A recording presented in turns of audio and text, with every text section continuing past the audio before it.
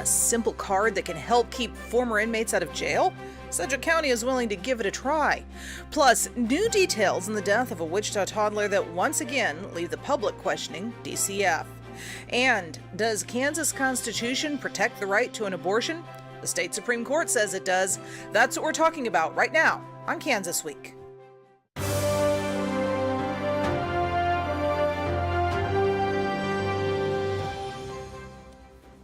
This is Kansas Week, and I'm your host, Pilar Pedraza. After years of waiting, the Kansas Supreme Court finally made up its mind Friday morning. Yes, the state constitution does protect a woman's right to decide whether to continue a pregnancy.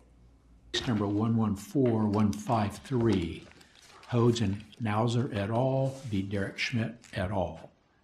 The Kansas Supreme Court ruled Friday morning that the state constitution protects a woman's right to an abortion, in part because it places individuals' natural rights and the state's Bill of Rights over the establishment of government. In that ruling, the court says the state constitution sets aside rights that are broader and more distinct than in the U.S. Constitution, quote, which includes the ability to control one's own body, to assert bodily integrity, and exercise self-determination. The court says Kansas can only infringe upon a woman's right to choose whether to continue a pregnancy if the state has a compelling interest and has narrowly tailored its actions to that interest.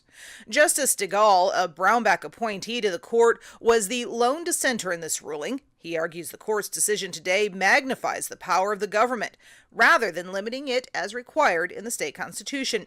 Both sides write this ruling is not about abortion policy, but about the rights and limits of state government. This ruling adds Kansas to a growing list of states that have determined their constitutions protect abortion rights. The case stems from a lawsuit several doctors filed against a bill then-Governor Sam Brownback celebrated with ceremonial signings across the state. That 2015 law prohibited a second trimester abortion technique doctors call D&E, or dilation and evacuation. Opponents call it dismemberment abortion. Due to the lawsuit, Kansas has never enforced that law. Opponents have said if the court rules the state constitution protects a woman's right to an abortion, they will move to amend the state constitution. Agreed. The language is broad, but it's not clear what they intended. And here to hash out this and other topics, I'm joined by former State Representative John Whitmer, host of the John Whitmer Show on KNSS, and by State Representative Jim Ward, Democrat from Wichita. Thank you both so much for being here. Thank you. Thank you. So this has been in the works, really. We've been waiting since 2016 for this ruling. And it really changes the dynamics within the state of Kansas when it comes to the question of abortion. And I know that this is something that has been an ongoing fight even this session, Jim. Yeah, absolutely. I think that what the court did was really take the logical step of the very broad language in Section 1 of our Constitution, which really is about personal freedom and avoidance of the state restrictions on your body. And it basically says, where I disagree with the piece, what the court really did was the strict scrutiny, which is the change from the federal standard, which means if we were going to restrict someone's decisions about how they control and use their body, we have to show a compelling state interest and a narrow frame that we use the least invasive form. Those are all personal freedom words, and I think the court hit it on the head. I know you disagree, John. Well, I frankly, I just think it's tragic. I think it's sad. You have the most overturned court in Kansas history that took over a decade to get the Carr brothers' decision wrong, and here you have them. You use the phrase that they took a broad definition. They took the life, liberty, and pursuit of happiness, and somehow the folks who authored our Constitution over 150 years ago and said that those folks felt that the right to an abortion included somewhere in life, liberty, and the pursuit of happiness. And I don't think any reasonable person could conclude that abortion is included there anywhere.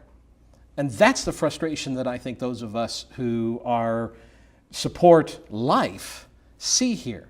How do you find anywhere in life, liberty, and the pursuit of happiness the right to an abortion? I can answer that question. Please, I'd love to see where you can find What that. what the founders of not only our country but our state said is we want to make it clear that the essence of decision making is with the individual. And we use broad language because we don't know what the future is going to look like. Remember, these were revolutionaries when they wrote these words. And they understood that the world changes. And they wanted to make it clear to the government they were forming and any government that would come in the future that the individual is the one with the power. And the collective individuals select the government through a representative democracy. And that changes over time. But what doesn't change? But see, constitutions don't change. No, constitutions don't change over time. And how does this apply to... This is judicial activism. No, what it says is apply? What? No, Jim. How does this apply to sex abortion? I don't want a male. I want a female. So I'm going to abort my baby. Or how does this apply to expanded Medicaid? Now going to pay for a taxpayer-funded abortion. These are the questions that now come up. And here's another question that people have to understand. We finally have a Supreme Court of the United States that respects constitutional law. What if, fortunately, let's say Roe versus Wade is overturned. We could have a case where Roe gets overturned and the Kansas Constitution still allows abortion in Kansas? And that is the biggest point, I think, out of this ruling, is that whether you like it or not, it does kind of indemnify Kansas against any changes that are made by the federal United States Supreme Court. For the federal Supreme Court to overturn almost 60 years of precedent, and both the new nominees that he's depending on, when asked in hearings, said they respected precedent. So wait a minute, that would be an activist court. The very definition of an activist court is one that overturns precedent based on politics. So you're saying there's no limits. If a woman wants to abort her baby up until the moment of birth, infanticide, let's go for it because she has the right to do that. But that's what you're saying. No, this is not, loud, John. No, it's not. When you're done, I'll it's be happy her right to choose. I will. What the Constitution says in the federal government, in the state government, power resides with the individual. Okay. And the ability to control your body is one of those primary fundamental rights. And that's where that the government shouldn't invade. Well, and we're going to leave it right there because this is a debate that has consumed the nation for decades, and we're not going to solve it in the 30 minutes of this show. No, for sure. We're going to move on to the next topic. We're going to have fun, though, in the legislature. I'm sure you will. I'm sure you will. The Kansas Department for Children and Families says that a 2-year-old Wichita boy who was found dead in his crib 2 weeks ago had suffered physical abuse and/or neglect. As Cake's Greg Miller shows us what DCF says it found in its investigation of Zayden Jovanovich's death. In 2 separate cases, police were called to Zayden Jovanovich's home after calls were made about his mother, Brandy Marchant's alleged conduct. The first incident happened in November 2017 when investigators were told Marchant made homicidal and suicidal threats in front of her kids. Investigators called several witnesses and talked in person to others, but the agency said the report was reassigned and the allegation was unsubstantiated. The second incident was in November 2018 after an infant and mother tested positive for marijuana at Jovanovich's home. But the agency says that too was not investigated because medical officials did not indicate the child's health was negatively impacted by marijuana usage. That's a direct quote from the report. DCF claims that further investigations found no risk to the children at the home. Then 5 months later, Zayden was found covered in a blanket in a crib in a South Wichita home. Police soon determined he was dead. His 4-month-old brother was also in poor medical health and was taken to a Wichita hospital for treatment. The cause of Zayden's death has still not been released yet. And this is a case that just, I think, pulls at the heartstrings of everybody I've ever talked to about it. But it does seem to be another one of those cases where we have issues with DCF. And there's so many. I mean, I know at a news station as a reporter, we're getting calls all the time of people either there's a danger and DCF isn't investigating, or DCF is investigating or taking the kid away and they shouldn't. Now, whether or not each individual call is the truth or not, I can't say. But the fact that there are just so many of them, and we have so much trouble getting information out of DCF on what's going on. I mean, I know there were attempts to reform, but this just seems like another blow to that department. Yeah, and I think this isn't a Republican or Democrat question. No. If anything, it's probably a funding question. Now, what the reason behind the lack of funding, we might be able to disagree on that. But this is yet another situation where I think you've probably had a lack of resources. We might disagree as to why, but it's tragic. It goes back to the Brewer case. It goes back to other cases that we've seen where resources have been maybe reallocated elsewhere that shouldn't have been. But it's tragic. I mean, Jim, you've seen this is ongoing. We've struggled with this the time I was in the legislature. You've been in longer than I. Has this ever been solved? I mean, this goes on prior to me, certainly prior to you. The word solved is the wrong word. We can do a better job for these children who are the most vulnerable. And this is incredibly frustrating since I've been screaming about DCF since 2015. I begged the Republican legislature to do a post-audit. It took about 2 years where they were able to show a whole series of flaws or deficits in DCF as it was constituted then. One of the big problems that DCF has is that we no longer require social work credentials to do casework. That's a huge thing. Second of all, the caseload is overwhelming because we haven't hired enough to do the work. Third is we haven't done a good enough job as a state overseeing our contractors to ensure that they're following through. And to overlay all of that on top of the fact that DCF is one of the most secretive operations in state government. And a lot of times where open transparency, I think people would see an agency recently that's doing a lot better job. But you know, the governor got additional resources through the Family First that started under Governor Collier. That's a good thing. But that's not the end. That's the beginning of the beginning. And we need to continue to put pressure on DCF to do a good job. Because it's not about us. It's about all those children that have already been traumatized, being re-traumatized, and in this case, tragically. Wow. I know that there have been some steps forward, certainly more money. The governor signed a bill putting more money into DCF to get more social workers. But I question if that's enough. We seem to have such a huge deficit. And what else needs to be done still at this point?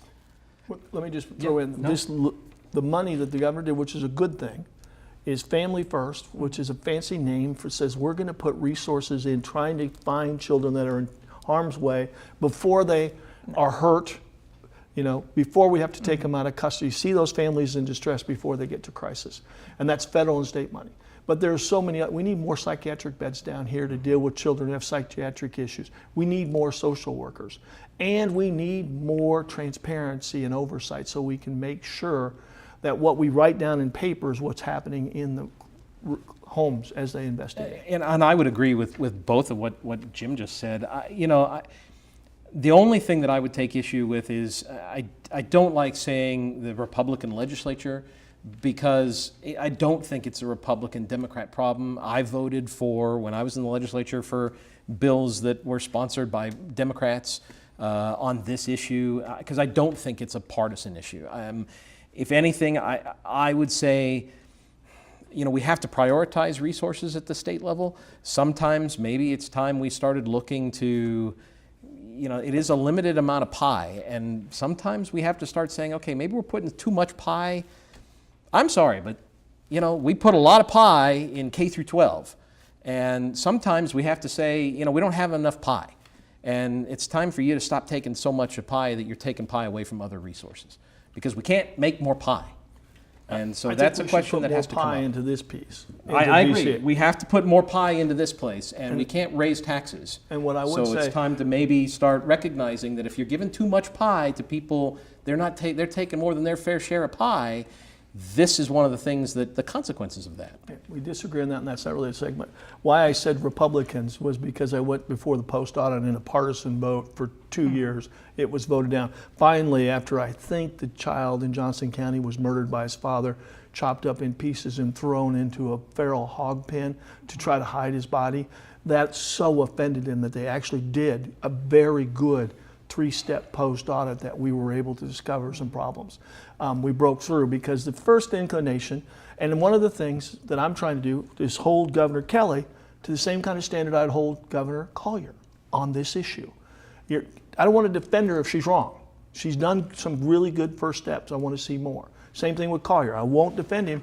I will give him credit for starting. You know what I'm saying? That's why I say it's Republican, because they voted against it on a party line 2 years in a row. Okay, well, we're going to leave that one there. We're going to move on. One big question that the entire state has been wondering about is who is going to replace Senator Pat Roberts in the U.S. Senate. We have another contender. He's run for Congress and for governor. Now Wichita businessman Wink Hartman is exploring a run for the U.S. Senate.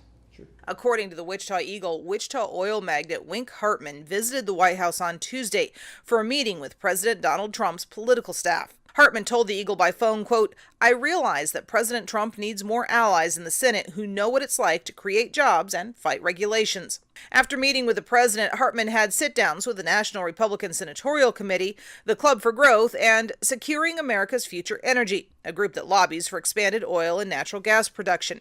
He says his next step is to discuss the potential run with his wife. Hartman is the third Kansan to visit the White House this month while considering a run for the Senate. State Senate President Susan Wagle and Kansas Chamber President Alan Cobb have also both visited Washington to confer with the White House over possible Senate runs. And this really is a race right now that's wide open. And we've got a lot of people either already in it or considering it. I know you on your show, John. I'm not running. No. Yeah, on your show, I know you've spoken with several of the current and potential candidates. How is the race shaping up from your perspective? Well, as you said, we only have one in the race right now. I know Senate President Wagle is seriously thinking about it. In fact, I just have her on the show coming on Sunday, and she has said officially that she won't make an announcement until after the session. In full disclosure, I have worked for Wink Hartman, and I know he is very seriously considering it, very seriously considering it. But so is Alan Cobb. I've talked to him about this issue. And they both bring very different skill sets. It could be a very interesting race. Mr. Hartman has statewide name recognition. Alan Cobb's got a lot of business connections and political connections with the chamber and with his relationship with the Kochs. But, and I'm sure Jim could weigh in on this, but, if Mike Pompeo gets in this race, he could file the day before the filing deadline, and all bets are off if Mike gets in. I think you just stole my line. Yeah. All that being said, and Jim will disagree with this statement, this is a Republican seat, and I don't care who gets in on the Democrat side, unless Krusty the Clown runs for us. This is Republicans going to win this seat, but it could be 8, maybe 10. I don't see that many, but I think you could get 7 or 8. Interesting. Now, there are, as you said, a lot of folks who are saying that the Senate seat is much more open to a successful Democratic run this time around than it has been for many, many years. Any thoughts on that, Jim? Many Republicans were saying the governor's seat was a Republican seat. It didn't matter who the Democrats nominated. Many said it didn't matter in the 3rd district because it's a Republican seat. All of those never heard that. All of those names that John just mentioned would be great victims for either Sarah Smarsh or Barry Grissom or Nancy Boda, who put together a good campaign, as Governor Kelly did, that speaks to the issues that move Kansans. What's interesting is I think there's about 3 different major things going on in the Republican Party. One is to hold this Senate seat because the Senate is so evenly split. The second is, do we have newcomers or people who don't hold office versus some established, like a Mike Pompeo, a Jerry Moran, not Jerry Moran, he's already a senator, but Roger Marshall. Roger Marshall's the name popped in. Or do we somewhere, because Wink Hartman would fall in that second category. He's run for office a lot, he's been involved for a long time. It will be seen, interesting how the Republicans stake their territory out, because I think there will be a lot of people. Derek Schmidt is another possible name that has been considered. Kevin Yoder is not out wild crazy. I mean, he knows how to raise money. He's got a base in Johnson County, which is important. Ken Seltzer Jeff Collier. is another name. Collier. Jeff Collier is another one. Yeah. So. I think there should be a lot of Republicans, and I think they should have a vigorous debate and make sure they clearly identify. And like I said, then Barry Grissom or Sarah Smarsh can take over. Okay, here's a question. Is Chris Kobach completely out, definitely out. I've talked to Chris. I really think that Chris is likely to find a place in the administration. It's conversations I've had with him and those in his inner circle. Again, in full disclosure, I've worked for him too. So, but I do think that he'll find a place in the administration, and I think that's more where his heart lies right now. But you know, he could run. I just think he's more likely to find some place in the administration. I should have full disclosure. I worked hard to beat Chris Kobach. I worked really hard to beat Hartman. And I really think that at the end of the day, if there's 10 or 12 people in there, Chris Kobach gets in and he becomes a formal because he's got a solid base in the Kansas Republican Party. Like the 500-pound gorilla is Mike Pompeo because he brings such a resume. Yeah. But assuming that doesn't happen, it's wide open. And Chris Kobach. And frankly, if it is 5 or 6 men, Susan Wagle wins this thing running away. Yes, I agree. Because she is As strong, far as she's the a primaries. conservative, and you know, right now the Republican Party, a strong conservative female candidate, I think Susan Wagle, that's tough to beat. I would agree as far as the primaries. I have a feeling that the general will be more competitive, barring Mike Pompeo, than we have seen in previous years. I think so, but I still think it's a Republican seat and likely to stay that way. But of course, that's what I'm supposed to say. Very, very predictable of you, John. Thank you. Okay. At the state level, a sign of increasing confidence among Democrats in northeastern Kansas, a key state representative, Democrat Cindy Holscher, has decided to take on her state senator, Jim Denning, next year. Democratic Representative Cindy Holscher of Olathe played a key role in the moderate Republican Democratic coalition that passed a new school funding formula last year.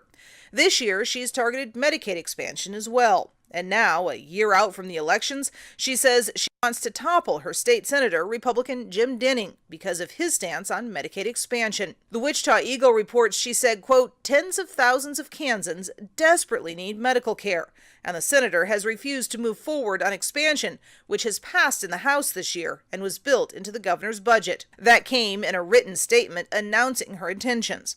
Holscher's announcement came just hours after Governor Laura Kelly held a meeting with Senate leaders, including Denning, to discuss expansion. That meeting ended with no agreement. Denning later said Republicans committed to having a bill ready for debate next year, but the governor wasn't willing to wait. Okay, so the big question is, that's a seat that's been held by a Republican for quite some time, but most of the representatives, I believe, if not all of them in his district, are now Democrats. Is it possible for Cindy to take Jim's seat? Jim. Absolutely. Jim Denning is in a very precarious situation. Take away the fact he's obstructed Medicaid. Take away the fact that he's obstructed school finance. Just looking at the numbers, that district voted for Paul Davis. It voted for Hillary Clinton. It voted for Sharice Davids. It voted for Laura Kelly. And it voted for Laura Kelly by about 20%.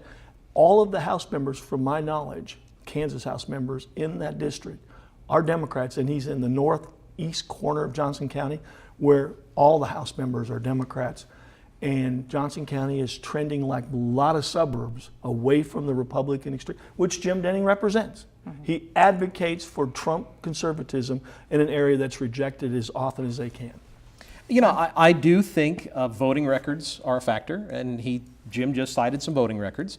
But I think Cindy's voting records are a factor. Let's see, she voted for the largest tax increase, retroactive tax increase in state history. She voted to expand Medicaid rights for illegal immigrants. She voted to give taxpayer money for Planned Parenthood. She voted to repeal campus carry. I know if I'm running against her, those are a heck of a lot of nice mailers that I'm going to send to her constituents to point out. And 2 of them are actually true. They're all true.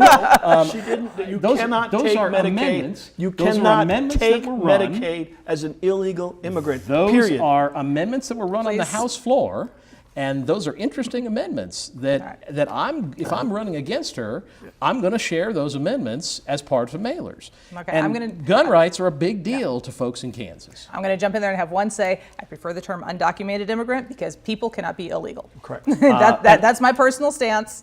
And we're going to leave the debate. That. Thank you. And we're going to leave that debate right there because we do have one other story to talk about.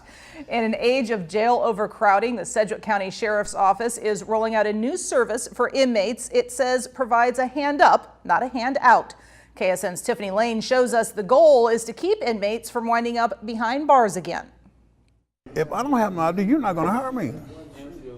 I can't get a job. An ID card is something you may not realize the significance of on a daily basis. If you're going to want to go to buy a home, if you want to go buy a car, you need ID.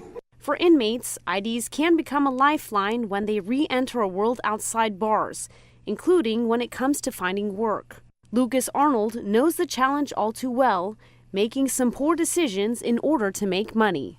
If we're not able to leave here and go straight to work, we're going to go straight back to what we already know, which is either selling drugs, robbing, stealing, whatever it takes. Wednesday, Arnold and other inmates will have the opportunity to sign up for a state-issued ID card through a mobile cart that will be brought to the jail.